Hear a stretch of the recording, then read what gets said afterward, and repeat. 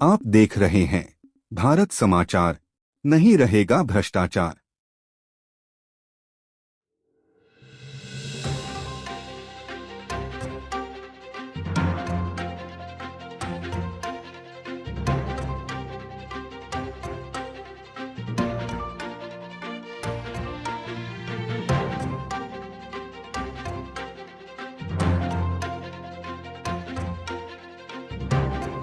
छत्तीसगढ़ शिक्षक संघर्ष मोर्चा आज पूरे प्रदेश के सभी जिला मुख्यालयों में हमारे जो एलवी समर की मांगे हैं उन मांगों को लेकर के धरना दे करके कलेक्टर के माध्यम से ज्ञापन देने का हमारा आज कार्यक्रम है।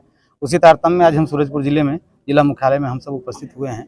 जो हमारी जो महत्वपूर्ण मांगे हैं, हम 5 बिंदुओं में हमारी मांगे हैं। जो प्रथम मांग है हमारी कि जो हमारे सहायक शिक्षक साथी हैं, जैसे शिक्षक और सहायक शिक्षक के वेतन में बहुत ज़्यादा डिफरेंस है, जबकि शिक्षक और व्याख्याता के वेतन में बहुत कम अंतर है। तो हमारी पहली मांग तो थी कि हमारे जो सहायक शिक्षक साथी हैं उनका वेतन विसंगति दूर हो।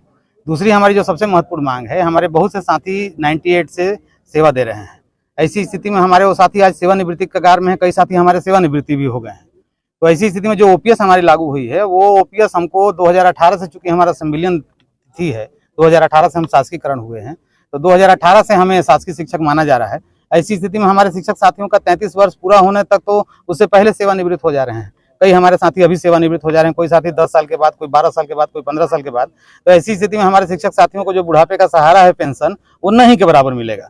और सिर्फ वही नहीं, जैसे हमारा अवकाश नकदीकरण है, अवकाश नकदीकरण भी 240 दिन हमारा नहीं पूरा हो पाएगा, जिससे कि हमको अवकाश नकदीकरण नहीं मिल पाएगा। ग्रेजुएटी भी जो 18.5 महीने का मिलता है, वो भी हमारी सेवाएं कम होने के कारण वो भी हमको नहीं मिल पाएंगी। इसलिए हमारी शासन से मांग है कि हमारी पूर्व सेवा की गणना करें। चूंकि हम पंचायत विभाग में हमारी नियुक्तियां जरूर थी, लेकिन हम पूरी सेवाएं हम शिक्षा विभाग में दिए। तो ऐसी स्थिति में हमारे शासन से मांग है कि जो हम पंचायत शिक्षक या शिक्षाकर्मी के रूप में जो हमने सेवाएं दी हैं, उन सेवाओं की गणना हमारे स्वतों के भुगतान में कम से कम अंत में जो हमारी पेंशन और अन्य सेवाएं जो होनी है उनमें हमको लाभ मिले। हमारे साथियों को कर्मरत वेतनमान कभी नहीं मिला। एक ही पद पे 98 से हमारे व्याख्याता सचिव उसी पद पर बने हुए हैं। कई साथी हमारे ऐसे हैं।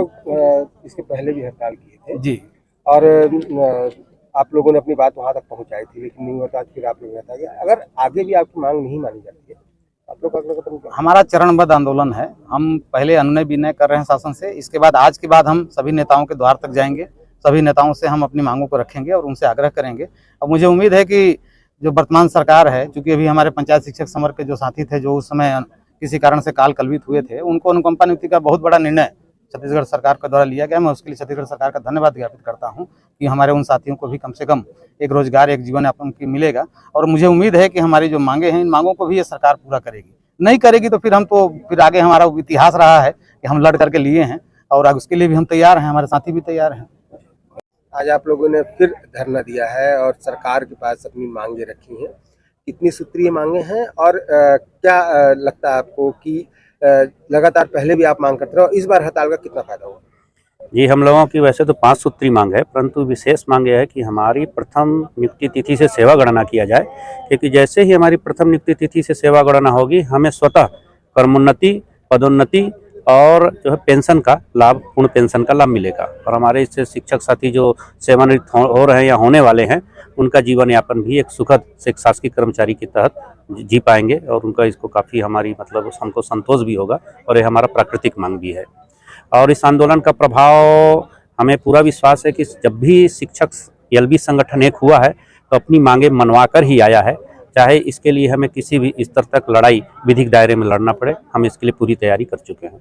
आपकी लड़ाई लगातार जारी रहेगी जैसा आप बता रहे हैं, लेकिन जब आप लोगों की हड़ताल होती है तो बच्चों को दिक्कतें होती हैं, उनका स्कूल छूटता है और उनको समस्या होती है कि हम देखिए, ये बात तो सत्य है कि हम बच्चों से ही बने हैं। बच्चे हमारे लिए देवता के तुल्य है, क्योंकि हमारी रोजी रोटी, हमारा जीवन यापन उन्हीं के कृपा से चल रहा है, बाल देवो भाव। परंतु विषय यह भी है कि आज हमारे बहुत से शिक्षक साथी रिटायर हो चुके हैं। अब हमारे ही ब्लॉक में एक श्री लोकनाथ सिंह जी हैं, एक मारिया गुरुती कुजूर जी हैं, और रिटायर हो चुके हैं 80,000 वेतन पाते हुए। आज उन्हें 6 माह से 100 रुपये भी नहीं प्राप्त हो रहा है, जबकि उनका प्रति माह दवाई का खर्चा ही 5 से 10,000 रुपये है। अब पूरा संयुक्त परिवार उनको चलाना है। आप ही सोचिए, कोई व्यक्ति वृद्धावस्था में शासकीय सेवा से निवृत्त होने के बाद वो कैसे जो है तो अपने परिवार का भरण पोषण करेगा। उस समय तो उसकी जो शक्ति होती है, जो जीवन जीने का या संघर्ष करने का जो मादा होता है, वो भी लगभग खत्म होते रहता है या क्षरित होते रहता है। ऐसी स्थिति में बताइए आप ही कि जब हमारा ही जीवन अनिश्चित रहेगा और बहुत पीड़ादायी और दुखदायी और वृद्धावस्था की ओर जाएगा। ऐसे में हम सरकार की ओर नहीं देखेंगे तो किसकी ओर देखेंगे, क्योंकि सरकार ही तो हमारे अभिभावक है, हमारे एक तरह से कहा जाए माँ बाप है। लगातार हड़ताल पर बैठे हुए हैं, क्या कुछ मांगे हैं और क्या कुछ सरकार से आप लोगों को मांगे हैं? सर, आज हम लोग का 1 दिवसीय धरना प्रदर्शन है। हमारी जो पुरानी सेवा है उसकी गणना के लिए आज हम लोग प्रदेश के सारे जिला मुख्यालयों में 1 दिवसीय हमारा धरना प्रदर्शन है। क्योंकि ये धरना प्रदर्शन चरणबद्ध तरीके से है, तो आज पूरे जिले में हो रहा है। अगर इसके बाद भी सरकार संज्ञान में नहीं लेती है, जो हमारी मुख्य समस्या है सहायक शिक्षकों की वेतन विसंगति दूर करना, यदि इसके बाद भी सरकार संज्ञान में नहीं लेती है तो फिर जो हमारा चरणबद्ध आंदोलन है वो तो चलता ही रहेगा। मुख्य मांगे क्या है? मुख्य मांगे जो है, जो हमारा ये है एलबी संवर्ग का, वो है हमारी पुरानी सेवा को काउंट करते हुए और जो हमारे लाभ हैं जैसे वेतन विसंगति दूर करना, क्रमोन्नति देना और सेवा में लेने के बाद हमारा ओपीएस की गणना, ये हमारी मुख्य चीज़ें हैं जो हमारे एक बुढ़ापे का सहारा है।